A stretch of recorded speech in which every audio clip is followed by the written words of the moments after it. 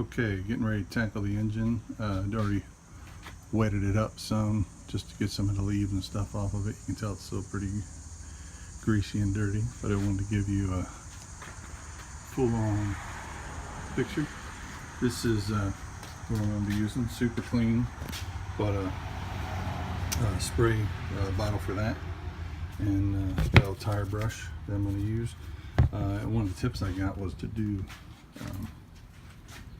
like thirds or quarters of the engine at a time, because it if you let it dry, it can doesn't look as good, and I guess can mess stuff up. So I'm gonna be tackling this probably 1, 2, 3, 4. Let's see what we got. So I'll give you one last picture and then we'll be back.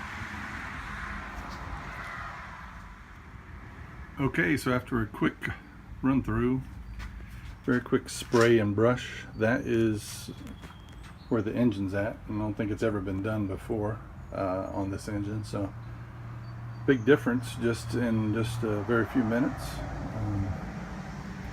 Especially if you look at the valve cover, that I think is huge. Some of the other things probably can't tell on the video, but probably need to do it a few more times. And I'm actually going to be taking some of the stuff out here, because I got to take the belt out and get rid of some of the rust on these things. And I'm going to take the valve cover off and take some of this junk out and off. So I'll plug some stuff up and probably get a little bit down into it. Plus my hose busted.